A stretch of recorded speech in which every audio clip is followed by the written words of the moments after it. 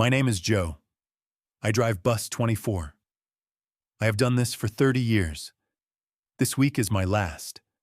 I'm retiring on Friday. Each day this week, I sit in my seat, hold the wheel, and take the same route I always have. From Oak Street to the city loop and back. I know every bump in the road. I know which traffic lights are slow and which ones skip a beat. But this week, everything feels different. Monday, the engine starts with a low rumble. I pull out from the depot at 5:45 a.m. The sun is still hiding behind the buildings. The city is quiet. I make my first stop at Oak Street. Mr. Raymond gets on. He always sits in the third seat on the left. He wears a suit, carries a black briefcase, and reads the same newspaper, the City Times. He never misses a Monday. He nods at me. I nod back. That's our way. Down the road, I pick up Mia. She's a high school girl, about 17. Her headphones are always in. She looks angry when she gets on. Eyebrows tight, mouth straight.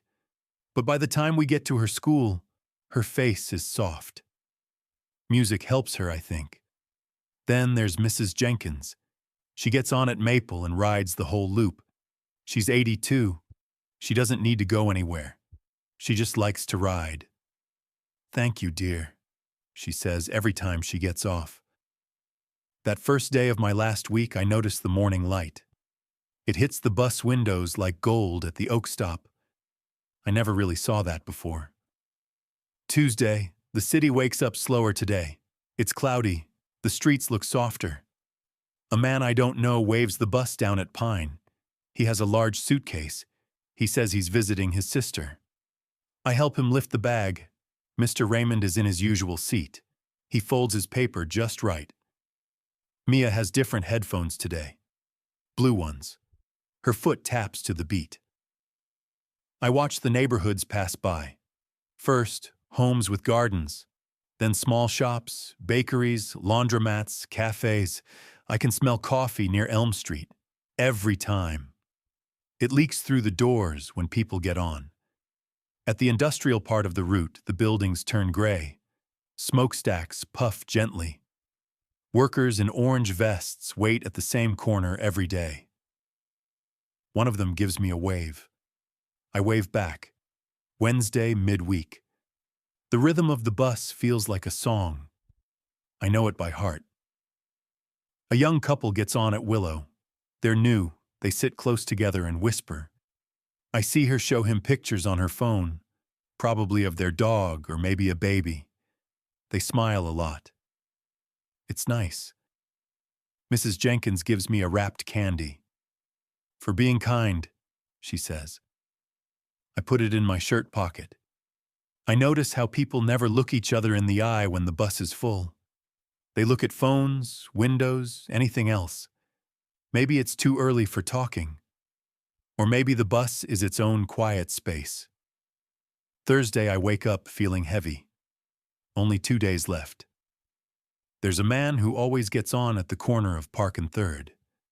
He wears headphones too, like Mia, and carries art supplies. I've never spoken to him, but today he gives me a small drawing. It's of the bus. I've been sketching every morning, he says. This one's for you. It's beautiful, simple lines. He even got my cap right. At Central Station, the rush hour crowd climbs on like a wave. The air feels tight. So many stories in one small space. A woman holds her son close. A man sleeps with his head on the window. A teenage boy shares earbuds with his friend. I think this bus is like a thread. It connects all of them, even if they don't see it. Friday, my last day. I get to the depot early. The bus is waiting, clean and full of fuel. I sit in my seat and rest my hands on the wheel. It feels like home. Mr. Raymond is there, as always. He gives me a nod, then stands. Happy retirement, Joe, he says. It's the first full sentence he's said to me in 30 years. Mia gives me a small note. Thanks for the rides. Hope your music is good too. I laugh. Mrs. Jenkins has a gift bag. It has a mug inside. World's best bus driver. More people get on. Some I know, some I don't. One woman says she switched her route just to ride with me today. As I drive, I see everything again. The houses, the shops, the factories, the trees waving in the wind. I see the way the light makes shadows on the sidewalk. I hear the city's breath. At the last stop, I turn off the engine. The silence is loud. Everyone claps. I stand up and take one last look. Thank you, I say, for riding with me all these years. I step off the bus. The new driver is there. Young, nervous. I shake his hand. You'll do fine, I tell him. Then I walk away. Some people think driving a bus is just a job, but it's more. It's being part of something bigger. A city, a rhythm, 1,000 small moments every day. I was lucky to drive Bus 24. Lucky to be part of so many lives. And now, it's time for the next driver to take the wheel.